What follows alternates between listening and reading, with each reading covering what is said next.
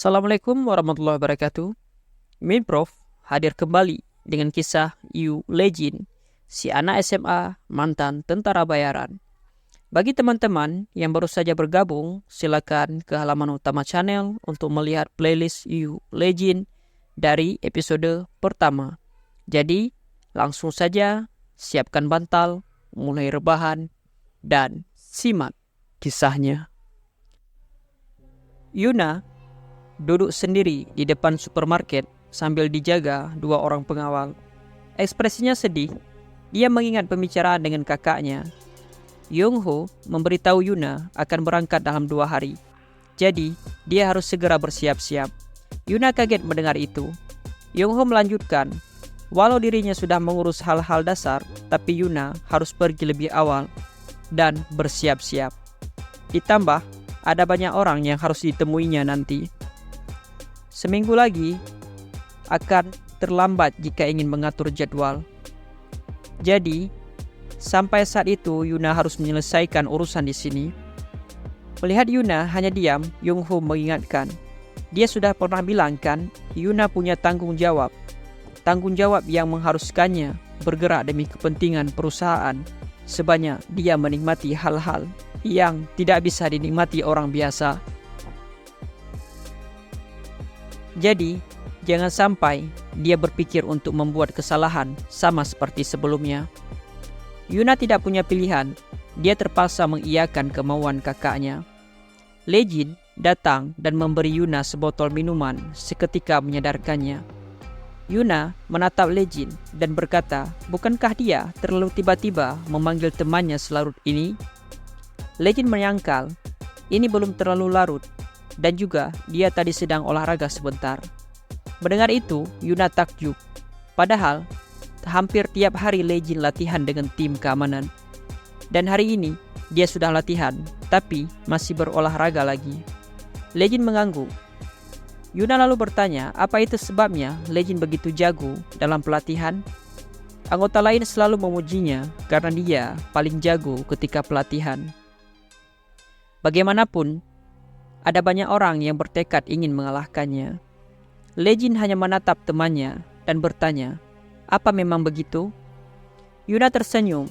Dia lalu teringat, seharusnya hari ini dia pergi ke warnet bersama anak-anak lain.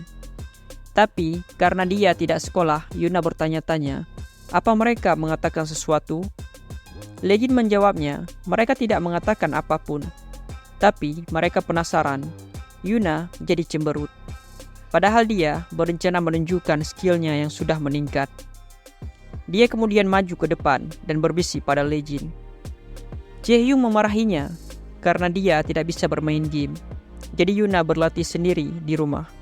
Dan rahasia ini hanya Legend yang tahu. Ekspresi Legend berubah serius. Dia berjanji akan menjaga rahasia itu baik-baik. Yuna kembali duduk, lalu berkata, ada kalanya dia lebih jago dibanding Sekju. Legend kaget, kalau begitu Yuna lebih jago darinya juga. Yuna melanjutkan, bagaimanapun juga dia harus terlepas dari omelannya Jae-hyung. Mereka berdua terus berbincang sampai akhirnya salah satu pengawal memanggil Yuna dan memberitahu kalau waktu sudah larut malam. Yuna berbalik dan berkata akan segera pergi. Si pengawal menatap Legend sinis, namun dibalas dengan tatapan dingin. Setelah dia pergi, Yuna memberitahu Legend jika dia akan pergi ke luar negeri untuk belajar. Dan tujuannya menemui Legend sebenarnya untuk mengatakan itu. Dia tidak punya banyak waktu, jadi ada banyak yang harus dipersiapkan. Karena itu, Yuna tidak bisa pergi ke sekolah lagi. Legend kebingungan. Namun, Yuna segera bangun dan pamit. Dia harus pergi sekarang. Legend tidak bisa berbuat apa-apa. Dia hanya bisa melihat temannya pergi. Sesampainya di rumah, Yuna disambut oleh Sekju. Yuna nampak terkejut melihatnya. Tapi Sekju berkata, dia mendengar Yuna akan belajar di luar negeri. Yuna meminta maaf, dia ingin memberitahu Sekju lebih awal. Tapi tiba-tiba, belum sempat menyelesaikan kalimatnya, Sekju menyela, mengatakan, kali ini dia tidak bisa pergi bersamanya. Yuna kembali terkejut mendengar itu. Seokju menjelaskan jika Direktur Yongho membuatnya agar tidak bisa ikut dengan Yuna. Wajah Seokju berubah sedih. Dia bertanya, apa Yuna benar-benar harus pergi? Yuna berkata, Seokju juga sudah tahu kalau dia tidak mematuhi kakaknya. Dia tidak tahu seberapa parah kakaknya akan menghancurkan orang di sekitarnya. Seokju bertanya lagi, bagaimana dengan pemikiran Yuna? Akhir-akhir ini, sosoknya terlihat lebih baik dibanding yang pernah Seokju lihat sebelumnya. Dia banyak tersenyum, banyak bicara, dan dia benar-benar terlihat bahagia. Air mata Yuna menetes. Justru karena itu dia harus pergi. Dia benar-benar bahagia seperti perkataan Seokju. Bahkan Yuna sampai berpikir, apakah dia pernah merasa senyaman dan sebahagia ini selama hidupnya? Tapi dia tidak bisa membiarkan teman-temannya terluka gara-gara dirinya. Sementara itu, Presiden sedang berbicara dengan Yongho. Dia menanyakan tentang Yuna belajar di luar negeri. Yongho mengiyakannya.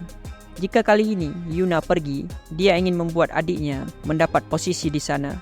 Lagi pula, adiknya juga sudah dewasa. Presiden tidak bisa membantah. Dia terpaksa menyetujuinya. Setelah itu, Yongho keluar dari sana. Di lorong, dia berpapasan dengan Lejin yang berjalan ke ruangan Presdir. Dia tidak senang dan menyindir. Tidak biasanya Presdir terus-menerus menemui orang yang tidak selevel dengannya. Tapi Lejin tidak memperdulikan itu. Di dalam, Presdir meminta maaf karena lagi-lagi dia memanggil anak itu tiba-tiba. Lejin tidak mempermasalahkannya. Presiden lalu bertanya, apa Lejin bertemu cucunya kemarin? Dan dia mengiyakannya. Presdir lanjut bertanya, menurutnya Yuna terlihat bagaimana? Lejin berkata tegas, Yuna terlihat membutuhkan keluarga. Perkataan itu membuat Presdir terdiam. Dia lalu berkata, perusahaannya bertanggung jawab atas banyak orang. Karena itu, tidak dapat dipungkiri jika SW memiliki dampak besar pada industri dan ekonomi negara ini secara langsung atau tidak langsung. Jika SW salah, ada banyak orang yang akan menderita. Presiden adalah orang yang bertanggung jawab atas SW yang semacam ini. Dia tidak bisa hanya memikirkan keluarga. Presiden melanjutkan, jika SW goyah karena dia berpihak pada seseorang yang akan menderita adalah orang-orang yang tidak punya kuasa. Lejin membalas, tapi bukankah bagi Yuna, Presdir adalah kakeknya? Lejin lalu bercerita ketika dia kembali ke negara ini setelah kehilangan semua ingatannya dan hidup di medan perang. Kakeknya menangis sambil memeluknya. Meski dia tidak ingat apa-apa, tapi Lejin samar-samar bisa tahu apa itu keluarga. Dan kali ini, Presdir tersentak mendengar itu. Beberapa hari kemudian, asisten Yongho yang bertugas mengawal Yuna melaporkan, setelah bertemu dengan Lejin malam itu, Yuna tidak lagi keluar rumah. Yongho bertanya memastikan, apa Yuna tidak sekalipun keluar rumah dalam 2 hari ini? Si asisten mengiyakannya. Yongho juga memastikan jika Yuna tidak lagi bertemu dengan pengawal magang itu. Dan dia lega mendengar jawaban asistennya. Dia bersyukur Yuna sadar. Memang, sejak kecil, adiknya cepat memahami situasi. Sementara itu, di kamarnya, Yuna mengurung diri sambil menatap layar ponselnya. Dia sibuk membaca pesan teman-temannya. Yongshan bertanya-tanya apa mungkin terjadi sesuatu pada Yuna. Beberapa hari ini, dia tidak masuk sekolah dan cuma nge-read chat di grup. Jae-hyung menimpali mungkin terjadi sesuatu di kehidupan Yuna yang tidak mereka tahu. Hyuk-jin menambah, karena Lejin dan Seokju menutup mulut, sepertinya dugaan Jae-hyung benar. Hyuk-jin lalu meminta Yuna cepat kembali ke sekolah. Jae-hyung juga begitu. Dia bosan hanya mengomeli Lejin. Mereka bertiga sepertinya sedang tertawa sekarang. Yuna tersenyum kecil. Tapi Hyuk-jin kembali mengatakan karena tidak ada Yuna dan Legend, peluang mereka menang sangat bagus. Jae-hyung menambah, sekarang adalah waktunya untuk mereka memanfaatkan peluang sebaik mungkin. Bahkan Yongchan juga setuju. Yuna dibuat kesal membaca pesan temannya itu. Dia lalu mengetik ingin membalas mereka, tapi sesaat kemudian dia berhenti. Wajahnya terlihat sedih. Yuna lalu mematikan ponselnya dan kembali tidur. Besoknya terlihat banyak mobil terparkir di luar rumah Yuna. Di dalam salah satu mobil, Yongho menunggu adiknya. Si asisten lalu melaporkan kalau grup yang dijadwalkan akan melakukan pertemuan dengan pihaknya beberapa hari lagi tiba-tiba bilang ingin cepat bertemu dengan Yuna. Mereka bisa meluangkan waktu kapan saja. Si asisten bertanya apa yang harus dilakukannya. Yongho tertawa dan menyuruh asistennya memberitahu grup itu jika mereka akan bertemu begitu sampai di sana. Yongho terlihat senang. Sepertinya Yuna benar-benar mangsa yang bagus. Dalam kepalanya, dia yakin grup itu bisa membuat pangkalan di negara ini dan menjalin pertalian darah dengan SW yang berkembang secara global. Dia hanya perlu memilih posisi yang memberi kondisi paling bagus di sana. Dan jika seperti itu, Yongho bisa menyingkirkan orang lain dan membuat SW jadi miliknya sendiri. Kemudian terlihat Yuna berjalan lesu. Para pengawal membawa bawaannya, tapi perhatian Yuna teralihkan dengan seseorang. Legend datang sendirian ke rumahnya. Seorang pengawal bertubuh besar menghadang monster itu. Yuna heran melihat itu. Dia bertanya, kenapa? Si pengawal menghadang Legend, tapi dia juga dihentikan oleh pengawal lain. Yuna yang bingung kembali bertanya, apa yang dilakukan pengawal itu? Tapi si pengawal hanya diam. Asisten Yongho lalu memanggil Yuna dan menyuruhnya masuk ke dalam mobil.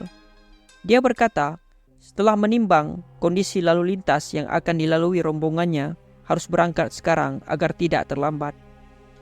Yuna yang panik mencoba menjelaskan, tapi Yongho menatap tajam, membuatnya tidak bisa protes. Tiba-tiba, Legend meneriaki namanya dan bertanya apa yang dia inginkan. Yuna bingung mendengarnya. Legend lalu memintanya mengatakan apa yang dia inginkan.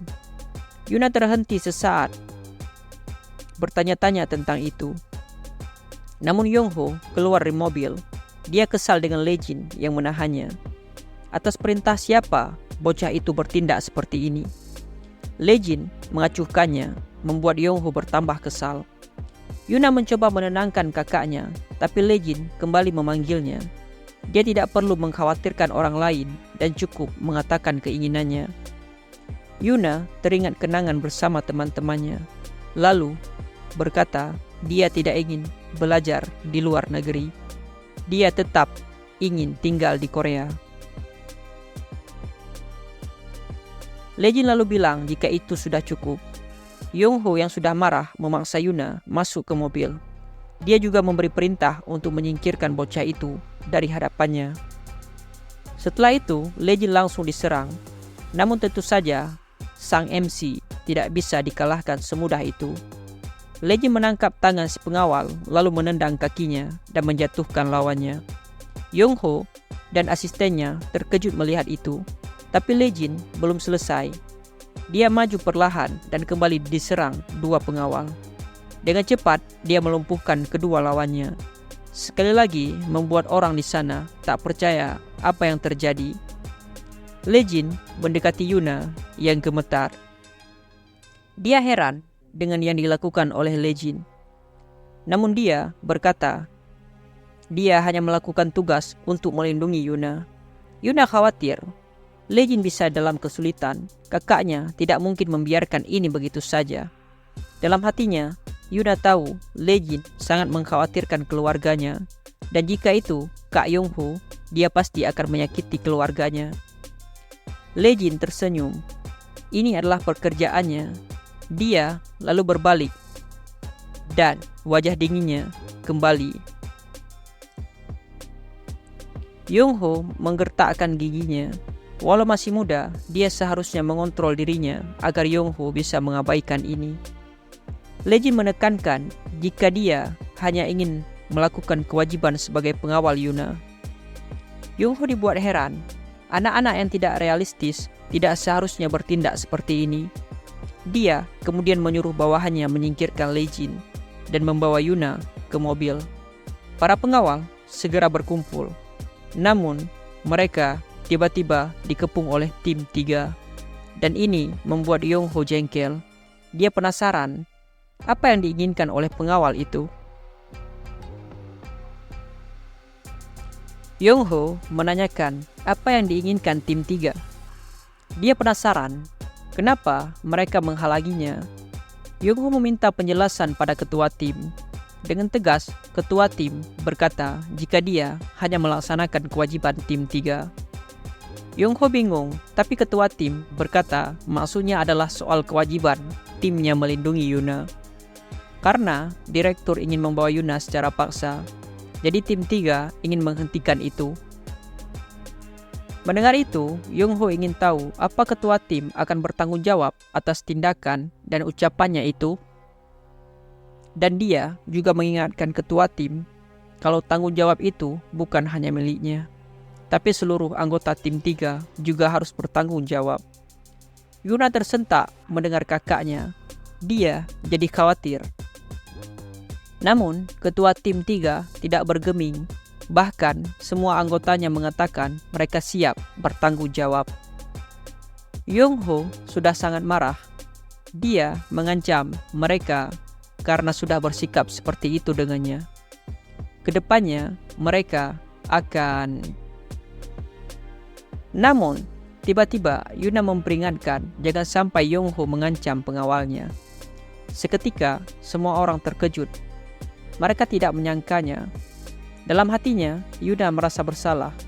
Para pengawal ini melindunginya sampai rela dirugikan oleh kakaknya. Dia tidak bisa hanya bersembunyi. Dia harus melindungi mereka dengan cara sendiri. Orang-orangnya memasang badan demi melindungi Yuna. Tapi kenapa mereka harus menerima ancaman hanya karena kakaknya tidak menyukai mereka? Dia memberitahu Yong-ho, jangan berpikiran untuk menyakiti para pengawal ini, karena dia akan melindungi mereka. Anggota tim 3 tersentuh mendengarnya, namun Yong-ho masih terlihat kesal. Yong-ho lalu berkata, dia mengerti. Seperti yang Yuna bilang, dia tidak akan menyakiti pengawalnya. Jadi karena itu, Yuna jangan mengulur waktu dan mengajaknya segera berangkat. Jika begini terus, mereka bisa ketinggalan pesawat. Yuna bersikeras menolak. Dia menyuruh kakaknya pergi sendirian. Yuna tidak akan pergi belajar di luar negeri. Yong-ho menatap tajam adiknya dan mengancam, lebih baik dia pergi selama Yong-ho masih berbicara baik-baik. Dan ancaman itu membuat Yuna bergetar. Tapi Lee Jin maju melindunginya. Yuna memberanikan dirinya. Dia bersikeras menolak, dan kedepannya Yuna juga tidak ingin kakaknya memutuskan urusan yang berhubungan dengan dirinya sesuka hati kakaknya. Yong-ho sudah sangat marah dan bertanya, apa Yuna bisa mempertanggungjawabkan perkataannya? Namun Yuna sudah kukuh. Dia akan bertanggung jawab atas itu. Jadi kakaknya tidak perlu khawatir. Yong-ho geram. Beraninya orang yang tidak punya kemampuan atau kuasa apapun bersikap arogan padanya. Yuna sudah tidak peduli lagi dan ingin pergi. Tetapi Yong-ho meneriakinya. Tiba-tiba, seseorang datang dan bertanya mengapa Yong-ho berteriak pada anak-anak. Para pengawal di sana heran melihat kedatangan Ji bersama pengawalnya. Ji tidak paham, padahal Yuna sudah bilang dia tidak akan pergi. Jadi, apa yang akan dilakukan Yong-ho? Yong-ho menyuruh adiknya untuk tidak ikut campur. Tetapi Ji membalas, seharusnya Yong-ho tidak ikut campur. Memangnya Yuna itu anak kecil yang tidak bisa membuat keputusan? Dia heran mengapa kakaknya terus memutuskan segalanya sesuka hati dan menyuruh Yuna untuk belajar di luar negeri. Bahkan, zaman sekarang, dia tidak bisa bersikap seperti itu pada adik kandungnya. Memangnya sekarang zaman apa? Yongho lagi-lagi dibuat jengkel. Dia heran kenapa tiba-tiba Ji ikut campur dalam masalah Yuna. Ji menjawab ketus karena Yongho terlihat menyedihkan, mencoba memanfaatkan anak kecil yang tidak tahu apa-apa. Ekspresi Yongho tidak bagus, tapi Ji malah memprovokasi lagi. Dia bertanya, apa kakaknya marah karena perkataannya tepat? Dia menyuruh Yongho berhenti melibatkan anak kecil dan langsung bertarung saja dengannya. Tiba-tiba terdengar suara ponsel berbunyi. Yuna segera mengangkat ponselnya. Dia terkejut karena kakek meneleponnya. Seketika perhatian Ji dan Yongho tertuju pada Yuna. Presiden lalu bertanya, sebagai kakek, dia ingin tahu apa yang diinginkan cucunya. Yuna bingung, tapi kakeknya berkata tidak apa-apa. Dia bisa berbicara dengan nyaman. Yuna lalu menjawab jika dia tinggal di Korea. Dan dia juga ingin mencari hal-hal lain terlepas dari manajemen bisnis. Presiden memastikan keputusan cucunya. Dan Yuna sudah yakin, menurutnya lebih tidak bertanggung jawab jika dia tidak punya kemampuan dan sembarangan berkata akan mengelola perusahaan sehingga malah merugikan orang-orang. Dia ingin mencari hal lain. Presiden tersenyum. Dia setuju itu dan menyuruh Yuna melakukannya. Perlahan Yuna menangis. Namun kali ini tangisan bahagia. Sementara itu, Yongho yang melihat penasaran apa yang terjadi. Kemudian ponselnya berdering. Dia segera mengangkatnya. Ternyata presiden menghubunginya. Dia mau mulai sekarang Yongho tidak lagi berpikiran untuk membuat keputusan yang menyangkut kehidupan Yuna. Yongho mencoba membantah, berkata dia melakukannya untuk demi Yuna. Namun presiden membalas, peran itu akan dilakukan olehnya sebagai seorang kakek. Jadi Yongho cukup pikirkan hidupnya saja. Yongho terpaksa menuruti perkataan presiden. Dia melihat Yuna, lalu mengajak pengawalnya pergi. Setelah segalanya selesai, Yuna kembali terlihat ceria dan mengajak Sekju dan Lejin kembali ke sekolah. Semua anggota tim 3 terlihat senang melihat Yuna kembali bersemangat. Tetapi Ji merasa pusing karena kedepannya pasti akan menjadi merepotkan. Di kantornya, ajudan mengatakan kalau presiden terlihat lelah. Presiden kemudian berkata bahwa memerankan seorang kakek lebih sulit dari yang dia perkirakan. Ajudannya tersenyum mendengar itu. Namun, di tempat lain, terlihat seorang pria sedang menerima telepon. Di seberang sana, Yongho meminta maaf karena ada masalah dengan rencana mereka. Sepertinya semuanya berjalan lebih lambat dari yang dibicarakan di awal. Pria itu tidak mempermasalahkannya dan mengatakan bahwa bisnis memang seperti itu. Yongho merasa lega mendengarnya. Pria itu juga menambahkan bahwa jika Yongho membutuhkan sesuatu, tinggal mengatakan saja. Mereka siap membantu itu sebagai partner kapanpun yang dia mau. Ya, maka berakhirlah kisah You Legend pada hari ini. Min Prof pamit undur diri. Sekian. Assalamualaikum warahmatullahi wabarakatuh.